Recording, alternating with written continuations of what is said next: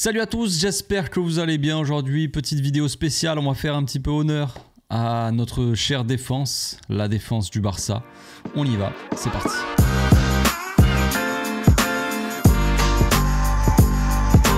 Au passage, n'hésite pas à nous rejoindre si c'est pas encore fait et à partager la chaîne autour de toi, ça fera plaisir à tonton. Hier, le futur meilleur défenseur de l'histoire du football a prolongé au Barça. Et oui, Pau Cubarsí qui prolonge son contrat jusqu'en 2029, c'est magnifique, le futur est assuré. Il est là pour un bon moment et je pense qu'il compte bien marquer l'histoire du football. Et du Barça, évidemment. Qui aurait pu prévoir une ascension aussi fulgurante, franchement, quand il a démarré il y a un peu plus d'un an, je crois qu'il y a 13 mois, quelque chose comme ça. Il a démarré à même pas 17 ans, puis s'est imposé très rapidement quand même dans l'équipe, Cubarsí. De là à devenir même un des meilleurs défenseurs de l'équipe, alors que voilà, le gars avait 16 ans, quoi. 16 ans, puis ensuite 17 ans, rapidement, mais assez folle, cette ascension. Non seulement il est très talentueux, évidemment, mais en plus de ça, c'est ce qui nous a tous étonnés à cette époque-là, c'est surtout la résistance à la pression. Toute cette pression-là que tu peux avoir quand tu joues... Bon, déjà en défense, de pas faire des erreurs, tout ça. Mais voilà, quand tu démarres dans une équipe professionnelle, bon, tu es pas forcément serein, tu es pas forcément sûr de toi non plus, tu as toujours peur de faire une petite erreur. Et cette pression-là, toute cette pression qui accompagne un joueur de foot quand il démarre sa carrière, on avait l'impression que Cubarsí ne l'avait pas. Et non seulement il ressentait pas la pression, mais en plus de ça, tu démarres en jouant au Barça, qui est pas non plus n'importe quelle équipe, donc ça te rajoute une pression à tout ça. Et on n'a jamais vraiment ressenti cette pression, il a toujours joué son football, et ça qui était le plus étonnant, c'est sa maturité, sa mentalité, malgré voilà tout ce contexte-là autour de lui. Mais c'est un peu ça aussi, cette nouvelle génération, cette génération 2007, des mecs comme Lamine Yamal, Cubarsí donc, et Marc Bernal par exemple, qui sont de la même génération, ben à chaque fois ils ont démarré, et t'as pas l'impression qu'ils avaient vraiment cette pression. Lamine Yamal est en train de marcher sur le football petit à petit, il a à peine 17 ans, et voilà. Il est en train de faire sa carrière tranquillement. Il fait partie des meilleurs ailiers, des meilleurs attaquants du monde actuellement, Lamine, alors que oui, il a seulement 17 ans. Tout comme Cubarsí qui vient à peine d'avoir 18 ans et qui fait partie aussi des meilleurs défenseurs centraux actuels.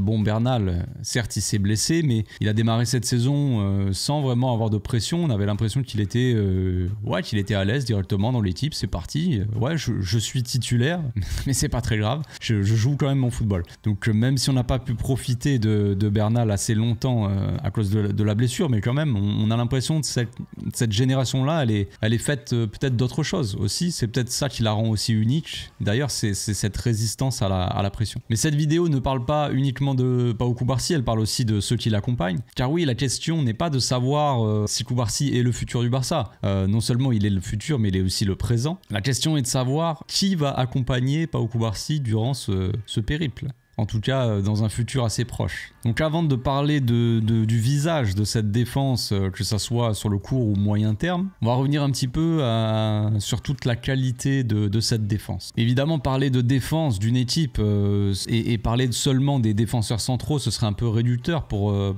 tous ceux qui y contribuent à cette défense, à faire en sorte que cette défense soit de qualité, on va dire. Il y a les latéraux, évidemment, il y a les milieux de terrain qui sont là pour travailler dans la récupération, et puis il y a les attaquants même aussi qui sont là pour faire le pressing. C'est pas juste, ça tient pas juste sur deux défenseurs centraux, évidemment. Mais le sujet de la vidéo, les amis, c'est la défense centrale surtout. Donc voilà, on va rester un peu dans ce domaine-là. Donc durant cette magnifique vidéo, je vais aussi m'appuyer sur certaines stats, certains graphiques que je vais vous montrer aussi pendant que je parlerai.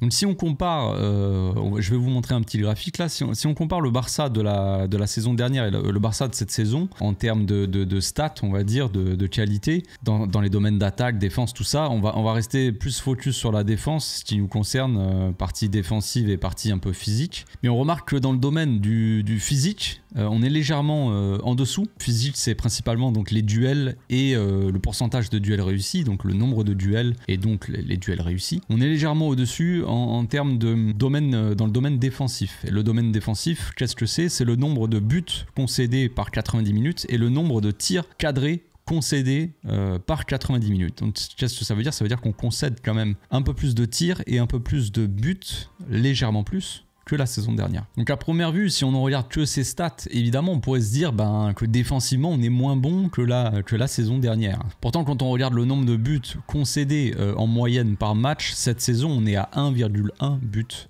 concédé par match, alors que la saison dernière on a 1,2 buts concédés par match. Bon, il n'y a pas une très grosse différence évidemment, moyenne de buts qu'on encaisse par match.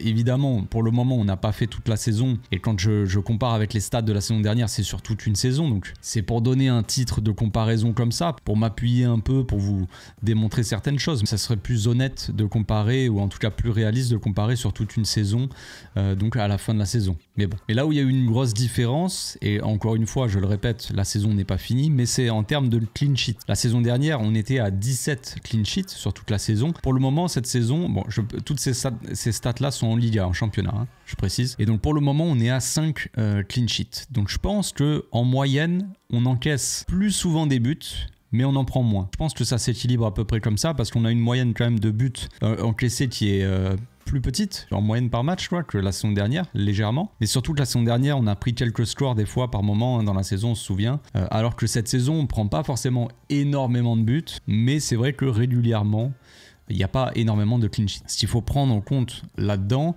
c'est aussi le contexte de l'équipe, évidemment. Déjà le gardien de but. On a eu beaucoup de problèmes avec le gardien de but, que ça soit en début de saison avec Ter Stegen, puis après quand il s'est blessé avec Iñaki Peña, où on se souvient tous de cette période où on avait l'impression qu'on prenait un tir et qu'on prenait un but du coup. Puis après il y a eu Szczesny aussi, qui n'était pas forcément rassurant à ses débuts. Là c'est un petit peu mieux, donc il y a toujours ce problème aussi de gardien de but. Donc ça il faut le prendre en compte quand on parle de buts concédés, tout ça. Mais il y a comme je l'ai dit, il faut prendre en compte le contexte. Il n'y a pas que le gardien, il n'y a pas que la défense, il y a aussi toute l'équipe et donc ta manière de jouer, la tactique. On l'a vu sur le graphique juste avant, on a remarqué que l'équipe elle était quand même assez similaire avec la saison dernière en termes dans beaucoup de domaines, dans le physique, la défense même, la possession, c'est assez similaire. Dans le pressing aussi, la plus grosse différence c'est dans les attaques, les buts qu'on met et les contre-attaques. La plus grosse différence c'est les contre-attaques, j'en ai parlé dans une vidéo aussi récemment. C'est vraiment, on a une équipe du Barça qui n'hésite pas à jouer beaucoup plus en contre-attaque par rapport à la saison dernière. Ce qui fait que quand tu joues en contre-attaque, eh bien tu vas avoir plus tendance à perdre des ballons, parce que les contre-attaques ça va plus vite, tu as plus de chances de rater une passe, tout ça. Donc si tu as plus de chances de rater une passe, tu as plus de chances aussi de concéder des contre-attaques. Et donc potentiellement de concéder des actions, des tirs et potentiellement des buts. Donc le Barça de cette saison, c'est un Barça qui est beaucoup plus offensif, qui prend beaucoup plus de risques aussi, que ça soit en attaque ou même avec la ligne de défense pour jouer le hors-jeu très très haut. Ça c'est aussi un risque pris. Donc tout ce contexte là par rapport à un Barça de la saison dernière qui était un petit peu plus frileux on va dire dans le jeu et un peu plus équilibré, dans le sens où c'est une équipe qui aimait bien avoir la possession, on l'a vu dans le graphique aussi. Il y avait quand même un peu plus de possession la saison dernière. Donc peut-être un peu plus de possession stérile, peut-être un peu plus de possession défensive, mais en tout cas on avait un Barça qui avait un tout petit peu plus le ballon, mais qui prenait peut-être moins de risques dans le jeu, donc qui subissait un petit peu moins d'actions, légèrement quoi, on va dire. Donc voilà pour le contexte. Quand il faut analyser quelque chose, des graphiques, des stats, il faut aussi prendre tout en compte, sinon c'est pas forcément valable, en tout cas ça n'a pas forcément de valeur. On peut parler aussi des ajustements de Flick durant la saison. Évidemment il y a eu quelques ajustements, on avait en début de saison, on en a souvent parlé dans les analyses, mais on avait un Barça qui jouait beaucoup plus de manière directe et beaucoup plus vite, beaucoup plus rapide dans le jeu. Parfois on avait l'impression que ce Barça se précipitait un petit peu. On avait des défenseurs ou même des milieux de terrain qui avec des attaquants qui faisaient beaucoup d'appels et des défenseurs comme Inigo Martinez ou des milieux de terrain, certains milieux de terrain qui voulaient peut-être jouer trop vite vers l'avant. Souvent on perdait la balle trop rapidement. Maintenant on a vu quelques ajustements dans les derniers matchs, dans les dernières semaines. On a un Barça un peu plus conservateur qui va par moment aussi savoir gérer ses matchs au lieu de constamment attaquer. Alors c'est bien d'attaquer, je dis pas le contraire, mais quand tu attaques trop vite, que tu précipites trop et que devant tu vas avoir un joueur qui va faire un appel, est-ce que ça vaut le coup vraiment de prendre un risque de perdre la balle et donc de devoir se replier aussi et à nouveau perdre la balle, devoir presser, défendre, courir, alors que tu peux des fois te permettre d'avoir une certaine conservation ce qu'on appelle une possession défensive, c'est-à-dire faire un petit peu plus tourner, avoir cette gestion là, faire courir l'adversaire, et une fois que tu as fatigué un peu cet adversaire, tu les as un peu endormis avec cette possession, et là tu te remets à attaquer. Toi, tu as repris un peu des forces parce que tu t'es pas trop fatigué à faire le pressing, tout ça. Et tu vas pouvoir être plus dangereux, on va dire, en attaque. Donc, il y a cet ajustement qui a été fait aussi, ce qui modifie un petit peu notre manière de défendre. Bon, d'attaquer, mais là, le sujet, c'est la défense. Donc maintenant, je vais vous montrer quelques petits graphiques. Là, on va regarder un petit graphique qui est les tirs concédés et les buts concédés, donc combien tu concèdes de tirs par match. Ça c'est par rapport à la qualité de ta défense, savoir si tu concèdes beaucoup de tirs. Après j'ai pas des stats très détaillés non plus, parce qu'il y a les tirs que tu concèdes et il y a le nombre de tirs par exemple qui peuvent être dangereux aussi. Ça j'ai pas ça, parce qu'il y a les tirs que tu concèdes. Si tu concèdes un tir de 30 mètres ou un tir à 8 mètres des cages, c'est pas le même danger sur tes cages. Et potentiellement, c'est plus simple pour l'adversaire de marquer un tir dans la surface, au niveau du point de pénalty, que d'en dehors de la surface. C'est ça qu'il faut voir aussi. Bon, ça, ces stats-là, malheureusement, je ne les ai pas non plus tout en détail. Mais on va voir un peu la comparaison entre cette équipe du Barça et le top 5 des championnats. Toutes les équipes du top 5 des championnats. On va voir un peu où se place le Barça dans ces statistiques-là de tirs concédés, de buts concédés. Donc là, on a un magnifique graphique ici. On a deux données. Donc en bas, vous avez la colonne des buts concédés toutes les 90 minutes. Donc vous avez 0,6, 0,8, 1, vous voyez hein, les chiffres. Et celle du haut, c'est les tirs concédés toutes les 90 minutes. Donc ici, en rouge, vous avez à peu près la moyenne de tout ce qui se fait en termes d'équipes. Donc là, comme je l'ai dit, c'est le top 5 des ligues. Donc il y a un peu toutes les équipes. Hein. On a Rennes, Girone, Betis. Là, ici, un peu au milieu. Genoa, Villarreal, Empoli, Stuttgart, Nantes. Bref, on va pas tous les faire. On a l'Espagnol de Barcelone ici. Donc là, c'est un peu la moyenne groupée. Ils se regroupent un peu tout là. Et là, on a on va dire le top européen, je dirais, en termes de défense, de tirs concédés et de buts concédés. Donc là, ce qui est assez impressionnant, c'est qu'il y a le Bayern ici. Très très faible en termes de tirs concédés. C'est pas l'équipe qui encaisse le moins, mais quand même, elle concède très peu de tirs. C'est l'équipe du top 5 européen qui concède le moins de tirs par match. Il concède quand même 1,8 tirs en moyenne par match. Le Barça, il se retrouve là, on est entouré en rose. On concède donc on l'a dit, hein, 1,1, mais bon, là, ils sont à 1,09 apparemment, de buts concédés toutes les 90 minutes, donc par match. On subit 3,26 tirs par 90 minutes. L'équipe qui subit le moins de tirs, comme on l'a dit, c'est le Bayern. Et l'équipe qui encaisse le moins, c'est évidemment l'Atlético Madrid, hein, les gardiens du bus de la gare routière. 0,65 buts encaissés par 90 minutes. Et c'est une équipe qui ne subit pas énormément de tirs, évidemment. On a dans ce domaine-là aussi Getafe, qui se retrouve là, évidemment. Hein. Ils sont pas très loin de l'Atlético. On a le Napoli, on a Bilbao, la Juve, Real Madrid, Sociedad, et ici assez regroupé dans ce petit truc là, on a quand même l'Inter, le PSG, Arsenal et Liverpool. Pas loin. Nous on est assez proche de Toulouse au final en termes de statistiques, mais voilà. Bon là c'est un peu le gratin européen en termes de défense, mais voilà où se place le Barça. C'est juste une petite donnée. Voilà, pour se la régaler. Hein. Si on compare en Liga sur les mêmes stats, hein, c'est-à-dire les buts et les tirs concédés, on se place ici, on a l'Atlético, Getafe, sûrement, comme on avait dit, Bilbao, le Real et la Sociedad. On a ces équipes-là qui sont un peu meilleures que nous défensivement. Maintenant, c'est toujours pareil. Comme je l'ai dit, il y a le contexte à prendre aussi derrière, à savoir comment joue l'équipe, parce que ta manière de jouer, ta manière d'attaquer, elle va forcément changer ta manière de défendre, c'est évident. Une équipe comme l'Atlético Madrid et Getafe, par exemple, c'est pas des équipes qui sont forcément très offensives, donc forcément elles passent un peu leur temps à défendre grossièrement, hein. Donc en gros forcément elles vont moins concéder de tirs, ou c'est des équipes qui prennent moins de risques peut-être dans le jeu, tout ça. Autre stat qui peut être intéressante, qui peut nous donner un peu une idée aussi de notre manière de défendre: duel défensif par tous les 90 minutes et le pourcentage de duels réussis. Donc là les duels défensifs c'est la truc du bas, le pourcentage de duels réussis c'est celle du haut. Donc on se retrouve ici, on a Dortmund, on a le Bayern qui est tout en haut en termes de pourcentage de duels défensifs réussis, Leverkusen qui est là, Real Madrid, et donc les actions défensives, en gros les duels défensifs toutes les 90 minutes, c'est tous les tacles, les récupérations, tout ça. Donc on a un Barça quand même qui, par exemple, n'a pas besoin de beaucoup défendre toutes les 90 minutes. Et ça s'explique évidemment parce que le Barça, la plupart du temps, a le ballon. Une équipe qui subit un peu plus défensivement, comme Bournemouth ou Saint-Etienne par exemple, qui sont les équipes du top 5 européen qui ont le plus d'actions défensives, c'est des équipes qui subissent plus forcément d'attaques, donc elles ont plus à défendre, on va dire, tu vois.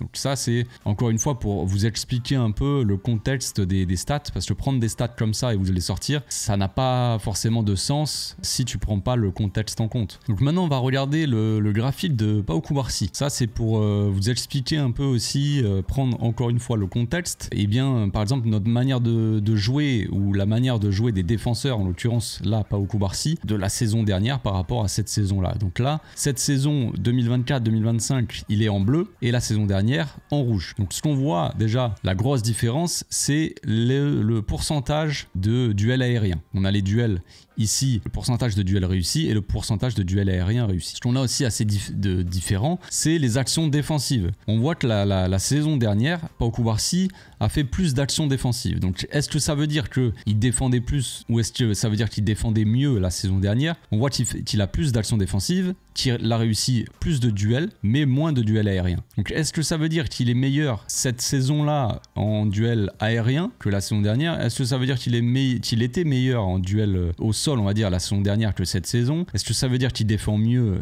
la saison dernière que cette saison? Pas vraiment. C'est, encore une fois, il faut prendre le contexte en compte. Les actions défensives, ça veut dire que la saison dernière, il avait besoin de plus défendre que cette saison. En tout cas, de plus tacler, de plus être au duel. Et cette saison, on voit qu'il est quand même plus efficace dans les duels aériens. Donc ça veut dire quoi? Ça veut dire que peut-être, pour vous donner une idée, c'est que le Barça presse peut-être mieux. Les défenseurs adverses peut-être dégagent le ballon un petit peu plus de leur défense. Et peut-être que du coup, Cubarsí, il a un peu plus de duels aériens à jouer. Et donc, il en réussit plus, tu vois. Donc tout ça, c'est encore une fois, les stats, on peut leur faire dire n'importe quoi. Mais il faut toujours prendre en compte le contexte en compte, mieux se rendre compte un petit peu des différences. Mais ce qu'on voit surtout, c'est dans la manière de jouer des défenseurs. Parce qu'évidemment, il y a la qualité défensive de Cubarsí. Mais moi, ce qui m'intéresse là, c'est par exemple les passes progressives. C'est-à-dire, un défenseur, on sait au Barça, il a besoin de savoir défendre. Un défenseur dans le football, on a toujours besoin de défenseurs qui vont faire le beau tacle, la belle interception, tout ça. Un retour défensif, c'est magnifique. Mais il y a aussi, au Barça, il y a besoin de défenseurs qui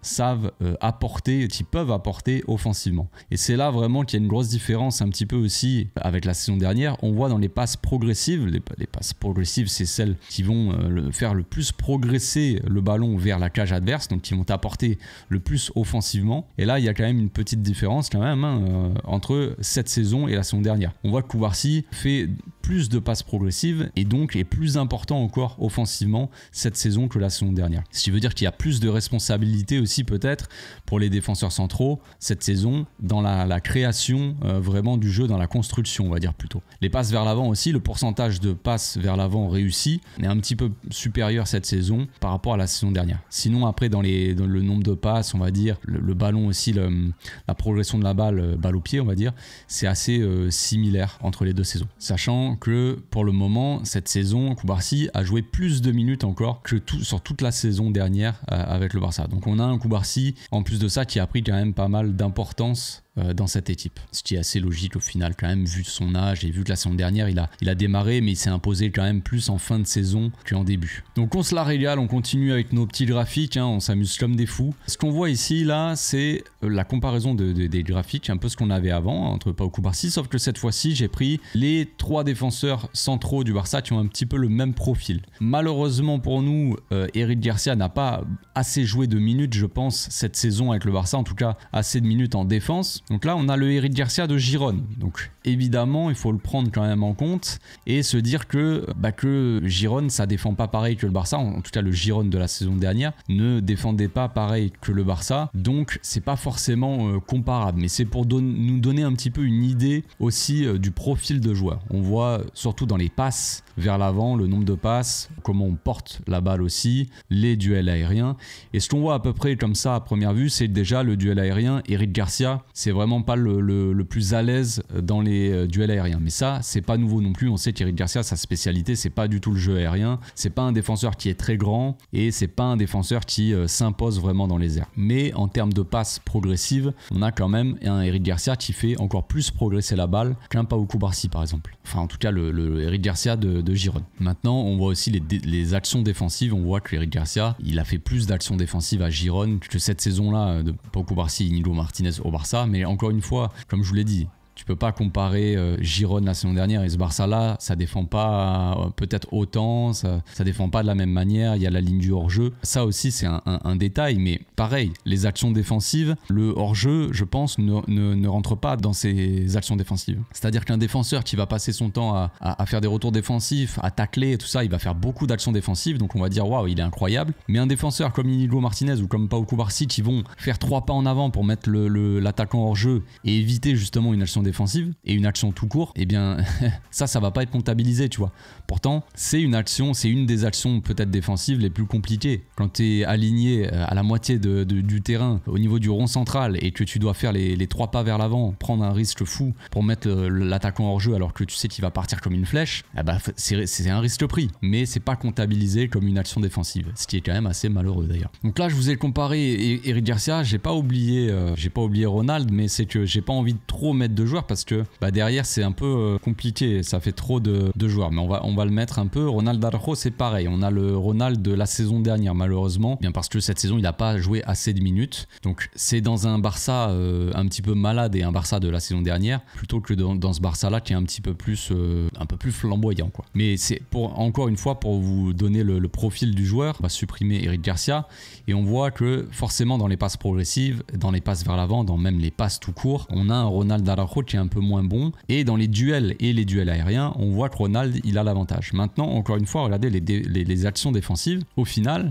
Ronald il n'est pas forcément dans les actions défensives. Les actions défensives, on parle de tacle, de récupération, de tacle glissé, de tacle debout, voilà. On voit que Ronald, il est très bon dans les duels, mais dans les actions défensives, il n'en fait pas tant que ça. Dans un Barça de la saison dernière, on le rappelle, on va enlever Cubarsí, on va mettre Cubarsí de la saison dernière. Cubarsí de la saison dernière, regardez, on va enlever Inigo aussi pour que ce soit plus clair. Les actions défensives de la saison dernière, Cubarsí en a beaucoup plus que Ronald Araujo par exemple. Et on voit le duel aérien, ça n'a absolument rien à voir. Vraiment, il y a une très grosse différence. Ça, c'est pour les 2 défenseurs centraux du Barça de la saison dernière sur la même saison. Presque étonnant parce qu'on sait que Ronald, il est plus dans la défense que dans les sorties de balles. On voit qu'au final, Cubarsí a fait plus d'actions défensives, par exemple, que Ronald. Au contraire des duels aériens, évidemment. Donc, on s'est bien amusé avec ces petits graphiques. Franchement, c'était l'éclate. Maintenant, la question qu'on peut se poser, c'est quel visage aura cette défense la saison prochaine ? Dans le court terme c'est on va dire cette saison. Déjà pour commencer avec cette saison-là, c'est de savoir de quoi le Barça, de quoi cette défense a-t-elle besoin, de quel profil. Est-ce qu'on a besoin plus d'un Ronald Araujo qui va être plus dans les duels aériens, parce qu'on voit quand même qu'il y a une grosse différence dans les duels réussis, que ce soit au sol ou aérien. Donc est-ce qu'on a besoin vraiment d'un défenseur qui va être plus rugueux, plus solide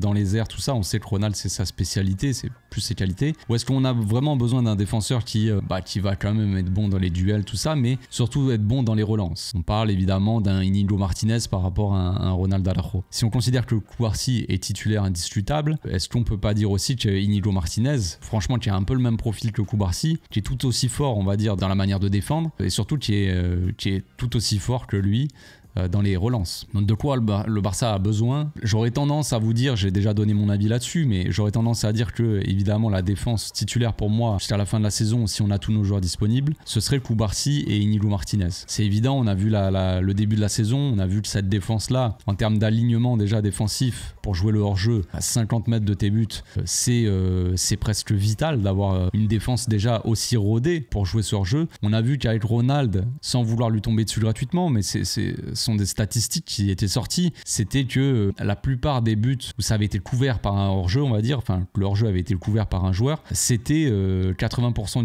des fois c'était Ronald Araujo. Donc qu'est-ce que ça donne en termes de nombre? Il n'y a pas non plus, on n'a pas pris 40 buts à cause de Ronald, faut pas abuser. Mais est-ce que c'est un défenseur qui va être plus adapté pour jouer cette ligne de hors-jeu haute? Je ne sais pas. Maintenant, si tu as envie d'avoir un joueur qui va être bon dans les duels aériens, qui va t'apporter cette puissance physique, évidemment, faudra, oui, tu peux le mettre à ce moment-là sur le terrain. Il faut faire la balance, en gros, savoir l'équilibre. Est-ce que tu as besoin plus d'un joueur défensif dans le duel, tout ça, ou est-ce que tu as plus besoin d'avoir de contrôle ou de défenseurs qui vont aider vraiment vachement à la construction? Chacun a son avis là-dessus, le coach aussi, j'imagine. Moi, mon avis, il est tout fait, vous le connaissez. Donc maintenant, c'est de savoir la saison prochaine un peu comment ça va se passer. Est-ce qu'il y a des défenseurs déjà qui vont rester? Là, on a quelques news qui sont sorties, comme la news sur Eric Garcia. Eric Garcia, il a eu pas mal d'offres déjà cet hiver. Le club a décidé de le garder. Le coach a apparemment, hein, ce serait Flick qui aurait vraiment bloqué le départ d'Eric Garcia. Eric Garcia, lui, ce qu'il voulait, c'était jouer. Donc il y avait potentiellement un départ, ça parlait surtout de Girone, club où il avait quand même assez brillé la saison dernière. Au final, il avait été plutôt bon à Girone. Il s'était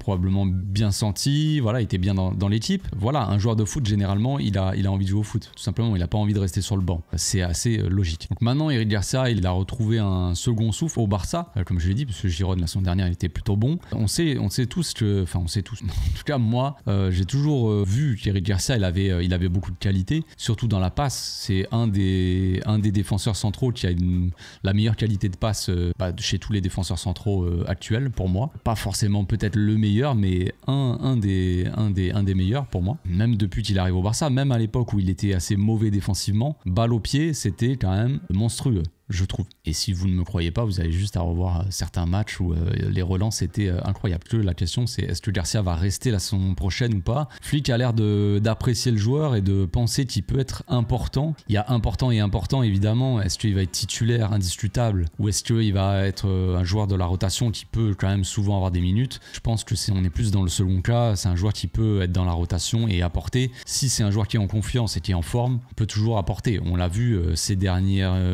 matchs où il faisait ses matchs, il rentrait, il apportait de la sérénité, de la qualité aussi dans les relances. Il a même marqué contre Benfica. Voilà, si ça peut être un joueur, il a marqué aussi là récemment en Liga contre Séville, je crois, je sais plus, ou Valence. Bon bref, dans les derniers matchs de Liga, il a aussi marqué son petit but de la tête encore. Donc franchement, c'est un joueur qui peut être important, qui peut être intéressant à cette équipe. Maintenant, il y a aussi Christensen. Christensen, c'est un joueur qui se blesse énormément. Cette saison, on n'a même pas pu en profiter. Je crois qu'il a même, je sais même pas s'il a dû jouer quelques matchs par-ci par-là, peut-être surtout en pré-saison. Il s'est blessé assez rapidement. Bon, c'est grâce à ça qu'on a pu enregistrer Olmo, donc on est content. Mais voilà, c'est pas un défenseur sur qui on peut compter. Malheureusement, moi j'aime beaucoup Christensen. Je trouve très bon. Sa première saison au Barça, pour moi, il est parti vraiment des meilleurs joueurs sur le terrain. Vraiment, défensivement très fort, dans les duels très fort, les relances très fort aussi. C'était vraiment un défenseur qui pouvait t'apporter. Maintenant, le problème, c'est que c'est un joueur qui se blesse beaucoup. C'est un joueur qu'on a eu aussi gratuitement.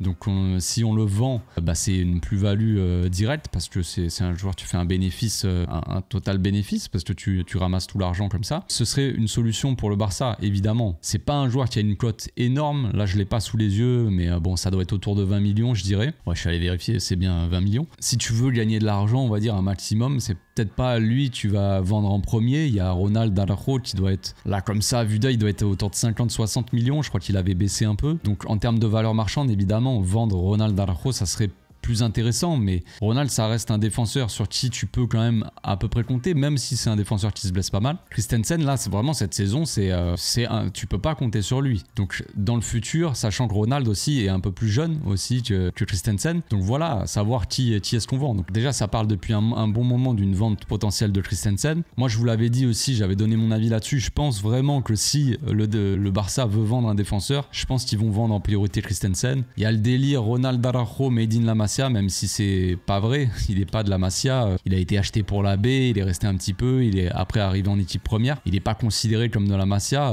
même si le club aime bien valoriser un peu le fait que, évidemment qu'il y a beaucoup de joueurs de la Masia qui sortent, mais il faut pas abuser, il y a assez de talent comme ça à la Masia, pas besoin d'en rajouter non plus. Peu importe, c'est pas le sujet. Voilà, il y a Ronald qui est un peu produit plus ou moins de la Masia, donc je pense qu'il il a aussi cet avantage pour lui. Quand il s'agit de vendre un joueur, je pense qu'on va essayer de vendre plus facilement un joueur qui n'est pas vraiment du club, entre guillemets, vous m'avez compris. Maintenant, Ronald a prolongé en plus de ça, mais la question c'est de savoir, est-ce que Ronald a prolongé comme ça? Parce qu'on sait qu'il y a une sorte de clause, tout ça, il peut partir pour 60-70, je sais plus, pendant l'été. Alors je crois que cette clause-là, elle dure que un mois, quelque chose comme ça, je l'ai plus comme ça en tête. Mais voilà, il y a toujours cette possibilité pour Ronald de partir aussi. Et on ne sait pas vraiment de quoi son avenir va être fait. Si à la fin de la saison, là par exemple, je vous donne un peu mon avis, mais si à la fin de la saison on a Inigo Martinez et Cubarsí qui sont à 100% et que principalement c'est eux qui jouent, et quand il y a un défenseur à faire rentrer, on va dire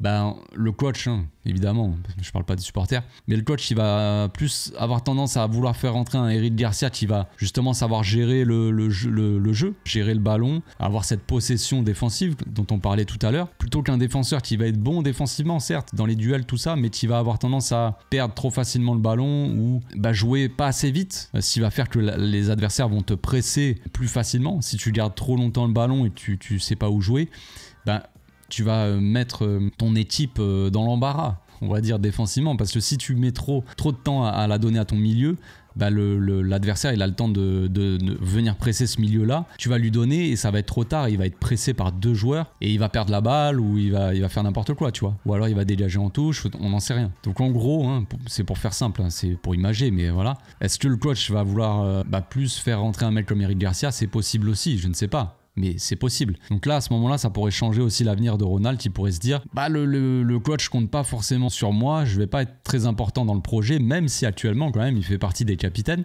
Peut-être que il va reconsidérer son avenir, et même si le coach va dire si Ronald c'est un défenseur important, tout ça, c'est un capitaine de l'équipe, il va pas dire je m'en fous de Ronald, enfin c'est un coach. Mais si par les gestes, par rapport au temps de jeu, tout ça, il fait pas forcément jouer et donc il a pas forcément confiance en Ronald il va peut-être le sentir et il va se dire écoute, moi j'ai envie d'un projet où je vais être important dans ce projet-là, titulaire indiscutable, donc peut-être que je vais m'en aller. Donc ça, il y a cette possibilité aussi, on n'en sait rien.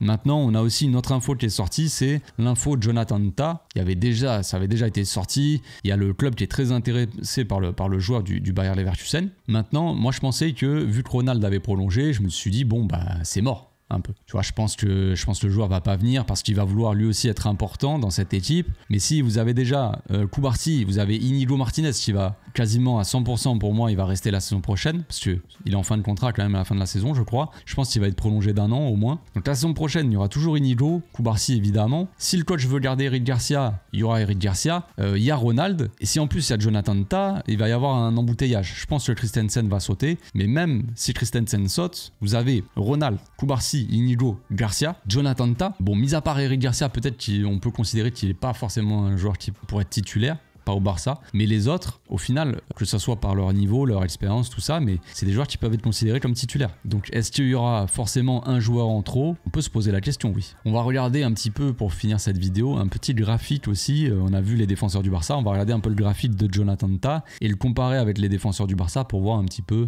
ce que ça donne. Même si, encore une fois, je le répète, c'est pas forcément hyper comparable en soi parce que Jonathan Tah n'évolue pas au Barça, donc il n'évolue pas non plus dans le même championnat, donc forcément la manière de jouer du Leverkusen n'est pas forcément la même manière que le Barça. Ils subissent pas peut-être autant d'attaques ou peut-être plus, donc il a besoin de plus défendre, peut-être qu'il reçoit plus de ballons aériens, donc peut-être qu'il a besoin de plus défendre dans les airs qu'au sol. Je dis n'importe quoi, mais je donne des exemples pour vous dire que les stats, c'est pour à titre de comparaison comme ça, histoire d'avoir une idée, mais c'est pas non plus pas se baser uniquement là-dessus. Donc ça, c'est le graphique de Jonathan Tah. Donc on voit les duels aériens, il y a pas mal de duels aériens défensifs, les actions défensives, il y a pas beaucoup. Franchement, c'est pas énorme. En termes de passes non plus, il fait beaucoup de passes vers l'avant, mais il fait pas énormément progresser la balle. C'est-à-dire, pour donner un exemple encore une fois, il va faire des passes principalement peut-être vers l'avant, ou en tout cas ses passes vers l'avant il va les réussir, mais ça va pas être des passes qui vont traverser tout le terrain, ça va pas être des passes hyper longues, ça va être un jeu peut-être plutôt court de la part de Jonathan Tah. Peut-être que les milieux descendent plus à Leverkusen, et peut-être que le défenseur il va plus donner la balle à son milieu le plus proche pour que le milieu après il fasse le jeu lui-même, c'est ça que je veux dire. Et peut-être qu'au Barça, si Jonathan Tah il vient, peut-être qu'on va lui demander de jouer plus long, et du coup peut-être que le graphique il changerait à ce moment-là. C'est pour donner un ordre d'idée. Quand on voit un peu les profils similaires de Jonathan Tah de cette saison, il nous propose quelques joueurs à chaque fois, et on voit Christensen d'ailleurs ici, le Christensen de la saison 2023-2024, donc la saison dernière. Quand on clique, effectivement on voit Christensen très proche la saison dernière, donc un Christensen qui joue au Barça. Pas beaucoup d'actions défensives, et même les passes progressives encore moins que Jonathan Tah. C'est quand même assez étonnant au final. Franchement, c'est pour ça que c'est intéressant de voir les graphiques comme ça, parce qu'on se rend compte un petit peu plus. Et même les duels aériens, on voit Christensen qui a fait plus de duels aériens que Jonathan Tah. Christensen aussi qui porte un peu plus la balle, mais bref, c'est assez similaire dans le graphique. Maintenant, on va comparer à par exemple Koubarsi, le Koubarsi de cette saison, et on voit quand même c'est assez différent dans les passes progressives, et évidemment en termes de profil ça change beaucoup. Donc on a un Jonathan Tah peut-être qui apporterait quelque chose de différent. Maintenant, est-ce que Jonathan Tah serait aussi bon, on va dire, par la passe qu'un Koubarsi? Je ne pense pas. Koubarsi est très très fort en termes de relance, tout comme Inigo Martinez, on l'a vu tout à l'heure. Mais après, est-ce que ça veut dire qu'il ne peut pas apporter quand même? Ça, j'en suis moins sûr. Maintenant, on compare à Ronald Araujo, et on voit que même Ronald, il fait... bon, ça c'est le Ronald, encore une fois, de la saison dernière. On n'a pas assez de matchs cette saison. Mais un Ronald qui fait limite progresser plus le ballon que Jonathan Tah. Par contre, ce qu'on a, c'est un pourcentage de passes vers l'avant. Jonathan Tah est plus élevé. Donc Jonathan Tah fait plus de passes vers l'avant, mais il fait moins progresser le jeu qu'un Ronald Araujo. Dans les duels, on a une sacrée différence entre Ronald et Jonathan Tah. Dans les duels aériens, c'est assez proche. Voilà. Action défensive, c'est toujours pas énorme. Donc voilà, en termes de profil, on a peut-être Jonathan Tah qui est plus proche au final d'un Ronald Araujo, en tout cas très proche d'un Christensen principalement, que d'un Koubarsi ou d'un Inigo Martinez. Donc cette info, faites-en ce que vous voulez. Je suis pas en train de vous dire que Jonathan Tah c'est le même que Araujo ou quoi, et que ça sert à rien de le prendre. C'est pas ça que je veux dire, mais pour qu'on se rende compte à peu près des stats des joueurs un peu. Mais comme je l'ai dit, c'est par rapport à leurs équipes respectives. Donc ça ne joue pas forcément de pareil. Et comparer par exemple, on l'a vu tout à l'heure, là on nous compare un Jonathan Tah qui est très proche d'un Christensen de la saison dernière. Mais on a bien vu que le Koubarsi de la saison dernière au Barça n'est pas le même que le Koubarsi de cette saison au Barça. Pourtant c'est le même joueur. Il a les mêmes qualités. Alors oui, il s'est amélioré peut-être en un an, il est peut-être encore devenu plus fort, évidemment. En tout cas, peut-être il a plus pris confiance en lui, tout ça, mais ça reste le même joueur avec le même profil. Et pourtant, c'est un peu différent entre chaque saison. Mais c'est parce que l'équipe, elle a changé. Je donne toujours des stats comme ça. J'essaie d'expliquer le contexte un petit peu. Maintenant, je vais pas vous faire de conclusion non plus. Mais au final, quand on voit que Jonathan Tah a un profil peut-être à peu près similaire à Christensen, on peut se dire que effectivement, si Christensen s'en va et est vendu, Jonathan Tah pourrait rentrer très bien dans cette équipe, dans cette défense. Maintenant, pour quel rôle? Comme on l'a dit, un Jonathan Tah qui vient au Barça, évidemment pour lui, pour sa carrière, ça ne se refuse pas. Maintenant, quel rôle il va avoir? Est-ce qu'il va avoir vraiment un rôle important? Sachant qu'il a quand même 28 ans, donc je ne me trompe pas. Il est beaucoup plus âgé, il est même plus âgé qu'un Christensen. Il est moins âgé qu'un Inigo Martinez. Bon, Inigo Martinez ne va pas rester éternellement au Barça, mais Jonathan Tah, il viendrait de toute façon pas pour non plus 10 ans, quoi. Et en plus de ça, encore une fois, ce serait un transfert libre. Donc ça ferait penser un petit peu à Christensen dans le sens où il est venu, il est resté quelques temps. Christensen, on va peut-être le vendre, se faire de l'argent. On remplace Christensen par Jonathan Tah, qu'on fait venir libre encore une fois. Donc évidemment, moi je prends Jonathan Tah s'il doit venir au Barça, je suis totalement favorable parce que ça reste un bon défenseur sûr qui peut toujours apporter à cette équipe tout simplement. Voilà, j'espère que cette vidéo vous a plu. C'était un petit peu pour rendre hommage à cette défense. La vidéo est un peu longue, je pense, mais on a fait un petit peu le tour dans la globalité. On n'est pas rentré totalement dans les détails non plus parce que sinon la vidéo durerait peut-être 6 heures, mais on a vu un petit peu la défense un petit peu dans sa globalité. J'espère que ça vous a plu. On se retrouve bientôt pour une nouvelle vidéo. D'ici là, portez-vous bien, passez une excellente journée, un excellent week-end. Ciao.